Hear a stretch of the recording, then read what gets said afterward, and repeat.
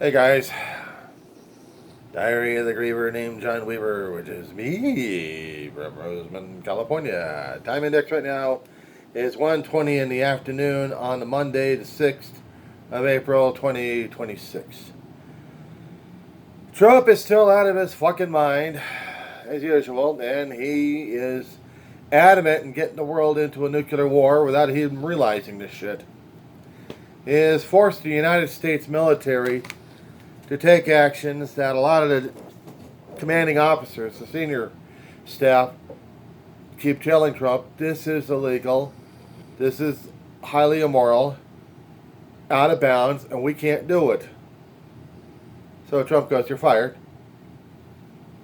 You're fired. You're fired. You're fired."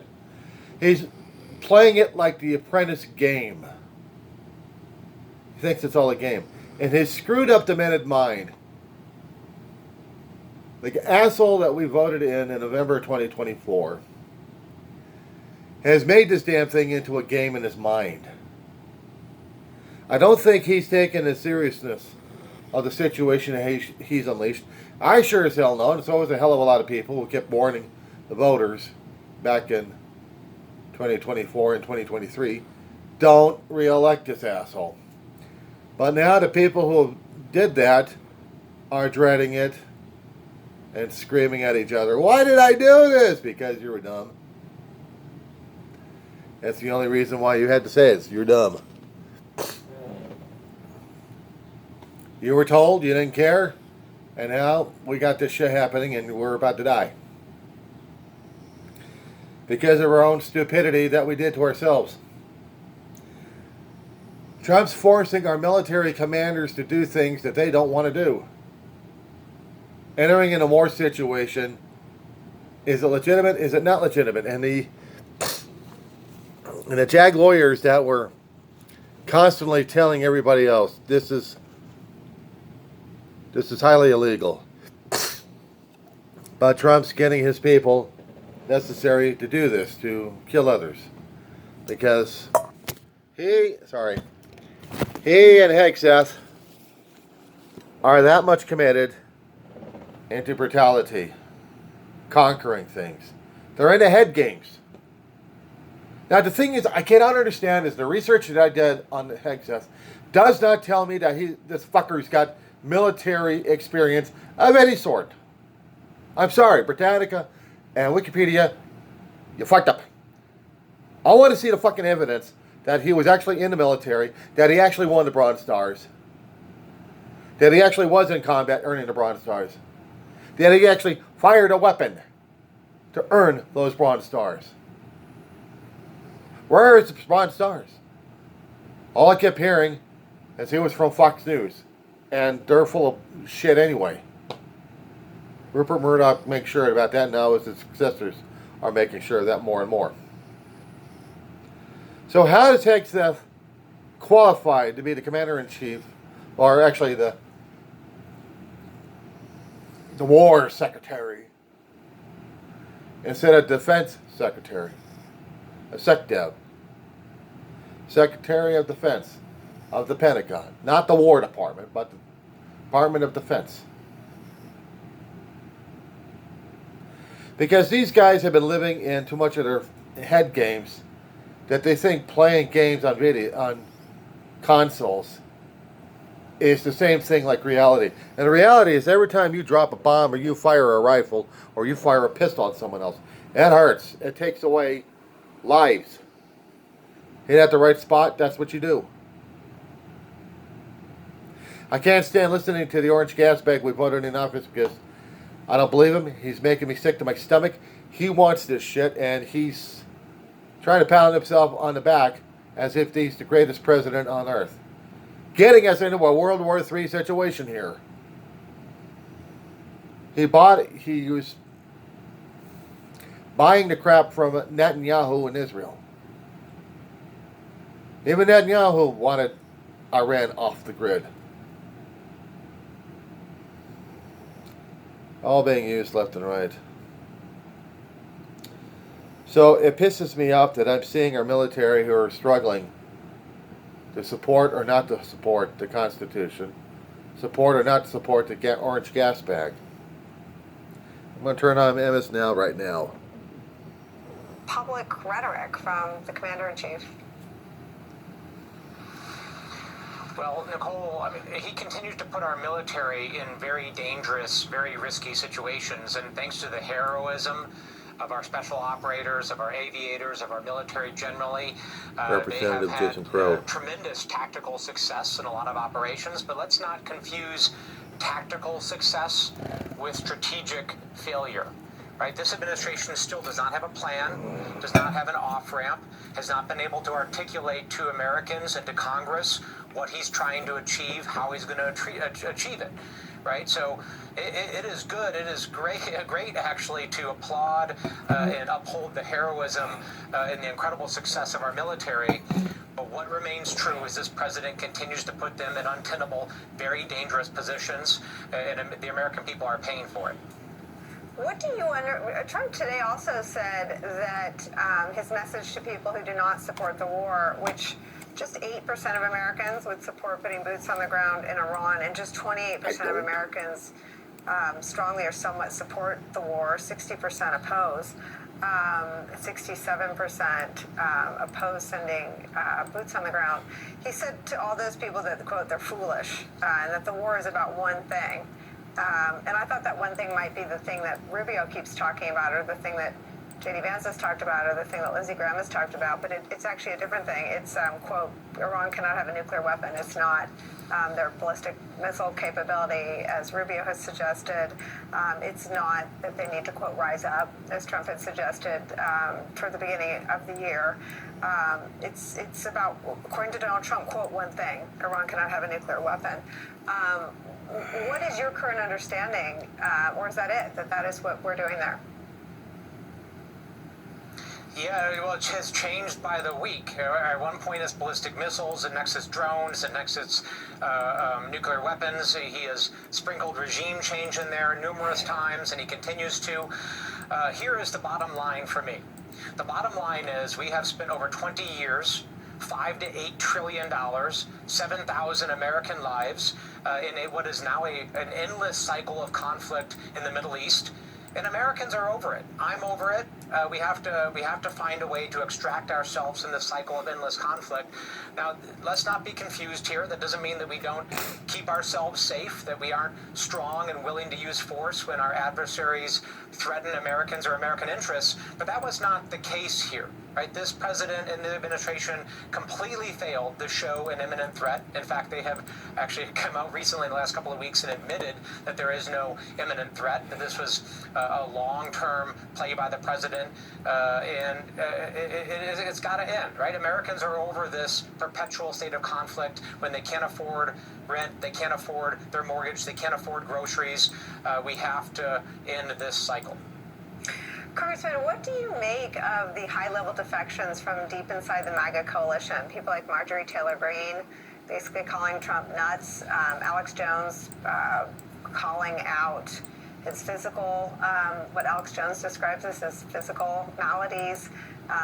Joe Rogan, every episode of late, pointing to what a betrayal the war in Iran is. Megyn Kelly teeing off on the blind support for Israel that this administration shows now. These are not members of a political coalition that I assembled or would be a part of, but they are really important members of Donald Trump's political coalition, and they are now publicly rebuking him for the first time in 10 years. What do you make of the political opportunity for Democrats to speak to a broader swath of Americans right now? Well, here's what's going on. It's actually very simple. Well, what's happened is the political elites, wealthy executives, energy company executives, defense industry executives made tons of money over the last 20 plus years, while it was working class folks and folks largely from rural areas, not entirely, but largely from rural areas that did the fighting, did the dying, had to pay for these wars. Right? And let's not underestimate, you can never underestimate the anger and the resentment of folks like me and like those who I grew up with that saw this endless cycle of conflict, and we had to bear the burden of it while the elites got all the benefit from it. Donald Trump actually noticed that. He saw that a couple of years ago, which is why he actually campaigned on ending the cycle of conflict and reining in military adventurism. But now, as president, he's completely turned his back on those folks, completely turned his back on those promises, and he's become one of the most interventionist, pro-conflict presidents of our lifetime. Right, 7 now countries bombed in the first year of his administration alone, and now here we are in a war that nobody has approved, nobody in Congress has debated and voted on, and it's running amok. He has threatened Iran publicly with acts that, if the military carries them out, most legal experts believe would amount to war crimes. You and 5 of your colleagues sent a direct message to the men and women of the military, reminding them of their obligation not to follow an illegal order. Do you believe illegal orders are being given? It's hard for us to tell because we're not getting the briefing and the information that the Intelligence Committee, the Armed Services Committee in Congress needs to receive to make that determination. I am gravely concerned by this president's comments about bombing electrical infrastructure, desalination plants. I mean, that would be on its face a violation of the laws of war and would be a war crime. He is continuously threatening to commit war crimes, whether it's shooting, protesters in Lafayette Square, which would actually be a crime against U.S. federal law, sending troops to polling stations, which also would be a violation of U.S. federal law. He has said he's going to kill the families of terrorists, which would be a violation of the laws of war. And of course now with Iran. This is a president that has shown a complete disdain for the rule of law, for the Constitution, for the laws of war. And we have to stand up with unbelievable voices, Republicans, Democrats, Americans of all stripes, and condemn what the president is saying and say we will not tolerate it and we will seek accountability if he moves forward with it. And at the same time, I stand by that video that we filmed last year in telling our service members they have an obligation to the rule of law, and to the Constitution, and that must always be their North Star. General Hartley, let me bring you in on that point. Do you believe the men and women of the military have been given illegal orders? I'll go with the congressman on that. Unless you see exactly what the orders are, Nicole, you can't say for sure 100%. You also have to see what the lawyers say about those orders. But I got to tell you, as the congressman just said, if you're talking about bombing desalination plants and energy facilities and things that more civilians than military rely on, and it will cause chaos within the population, then yes, that is an illegal order, as I read the various articles of the Geneva Convention, number 47 through 58. There are a bunch of different articles within the Geneva Convention that address this, and they are pretty clear in terms of understanding how different strikes, kinetic strikes against objectives, will cause more harm against civilians versus the military capability to conduct their operations. Then yes, that's an illegal order. I'm going to ask all of you to stick around with us. I'm going to sneak in a quick break. When we come back, Trump has attacked NATO today again. We'll show that to you. We'll all be right back. Yeah, so I really got an issue over this thing. Now, I've been not exactly raised in a military family, but I did have a brother who went into the Navy. And he swore an oath to the Constitution of the United States. He swore an oath to defend, and there's a military oath out there. Hang on. I'm going to type it out. I got a dog in my arm, so I have to do things the hard way here. U.S. military oath of enlistment. Okay.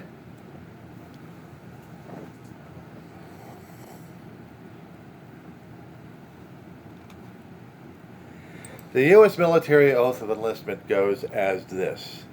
I'm getting it off of military.com. And yes, I'll accept the damn cookies.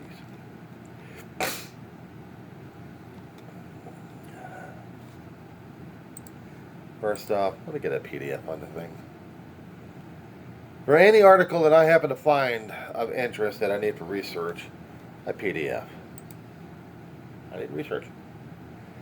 Okay, so we are getting this one here. For the enlisted, I, quote your name, do solemnly swear, hang on a second, get it right here, right now. I, such and such, do solemnly swear or affirm that I will support and defend the Constitution of the United States against all enemies, foreign and domestic, that I will bear true faith and allegiance to the same, and that I will obey the orders of the President of the United States and the orders of the officers appointed over me according to regulations and the Uniform Code of Military Justice. So help me God. Let me repeat that again. Yes, it does say the President of the United States, yet to obey the orders.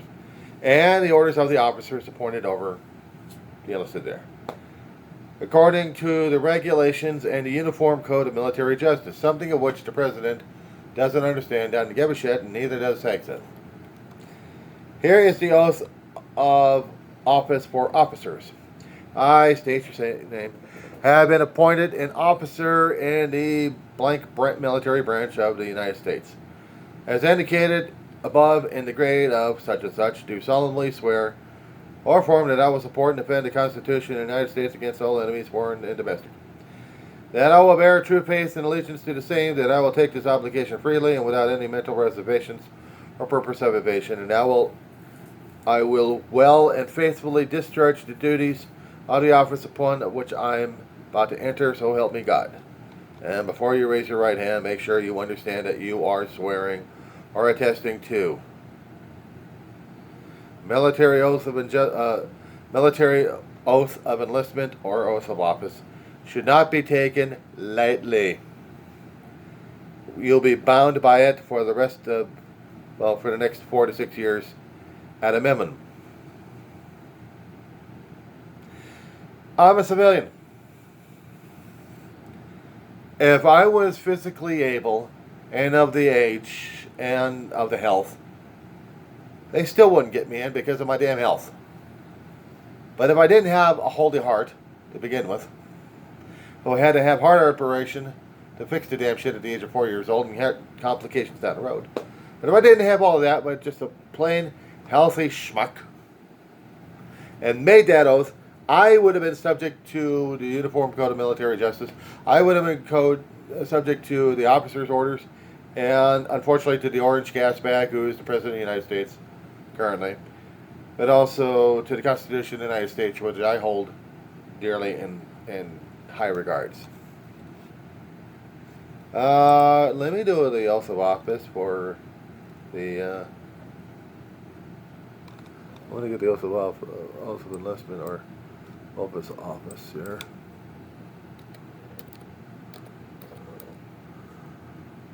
For the presidency, U.S. oath of office.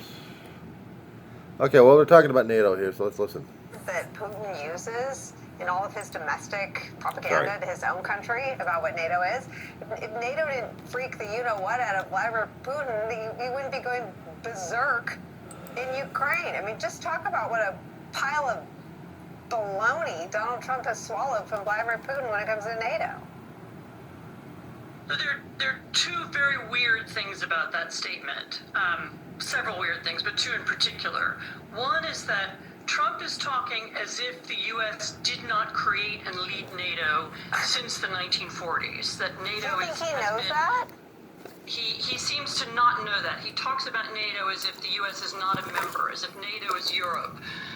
Also, by the way, often forgetting Canada. And NATO is somehow separate from the United States and wasn't an integral part of American defense. You know, if you talk to any American general or admiral, and they will talk about their war plans, they will all talk about how America will work with allies. Even right now, the NATO bases in Europe are in constant use in the war in Iran. Yeah. So this is it's a fantasy that NATO isn't, is somehow something else and somewhere else and nothing to do with the United States. That's one thing. The second thing is, in the war in Ukraine, the United States has given almost no weaponry and no financial assistance at all to Ukraine since Donald Trump was elected for the past year. The war is now 100% supported by Europe and other allies in Asia and elsewhere, Canada, and the Ukrainians themselves now make a huge percentage of their own weaponry. They make their own drones. They now have the world's best drone industry. In fact, they're selling drones and doing drone deals right now all over the Middle East. You've maybe seen pictures of President Zelensky with various Arab leaders in the past several days and weeks. So the Europeans have been conducting and running this war, at which the Russians are not winning, despite the absence of the United States. I mean, it may be that Trump imagined that if the U.S. disappears, Ukraine will collapse. It didn't collapse, and that's because the European part of NATO, plus the Ukrainians, plus other allies, turns out to be very powerful. So it's almost as if you're right, he's listening to Putin, he's getting this information from Putin, he's not looking either at American history, which of course he doesn't know, nor is he paying attention to what's actually happening on the ground. I mean, it's as if he has no information from Ukraine and from Europe at all. I mean, General Hurley, to Anne's point, it's like he has no intelligence agencies. I mean, Mr. Ratcliffe should be able to explain a classified version of what Anne just explained. That Ukraine's drones are so good, in part because necessity became the mother of ingenuity, in part because that is who they've been. They've been at war for so long. But to say something that will be, I would bet any amount of money that the domestic consumption of this statement, Putin explained it to me, NATO is a paper tiger, will be all over Russian state media. What on earth does that reveal in an American president at a time of war? Yeah, not only Russian state media, but there were some things in his speech this afternoon that are going to affect Chinese state media as well. The comments about Japan and South Korea being dependent on us and how many forces we have there, which both numbers were wrong. But going back to NATO, and Nicole, I spent 12 years of my life in Europe in uniform. It is a body that compromises. NATO is a body that brings 32 other countries together and compromises. The president doesn't like to compromise with anybody. He just wants to have things his way. And what I saw also in that presentation today, the president's part of the press conference today, both he and CIA Director Radcliffe and even Secretary of Defense Hegseth are enamored with the actions of the U.S. military. What the U.S. military did on Saturday and Sunday was magnificent. It was brilliant. But you know what? They're trained to do that all the time. This was not something out of the ordinary. It was a tough mission. They executed it. I would also like to question which general said we shouldn't do that, because all of us military people grow up with the dictum of we will never leave a fallen comrade. So they may have said, hey, we've got to do a better risk assessment and how we're going to do this, but there was no general, I guarantee you, I dare him to give me a name of someone that said we shouldn't do that mission. But again, I digress. I'm going back to NATO. NATO is a body that coordinates, provides resources when other nations can't, and we are as beholden to them as they are to us. It is a security alliance that works very well, sometimes very slowly, sometimes with a lot of bureaucracy, but it certainly is held together for almost 80 years, and it does a pretty good job in securing various things. And we have worked with all of the countries, the other 31 countries of NATO, in a very fine manner. And President Trump is now finding out what happens when you diss those allies, call them names, try and intimidate them, and even threaten to invade them. We want to get the congressman to weigh in on this. We have to sneak in a quick break before we do that. One more break, we'll all be right back.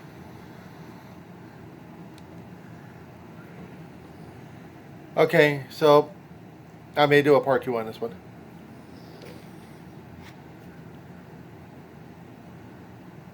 That being said,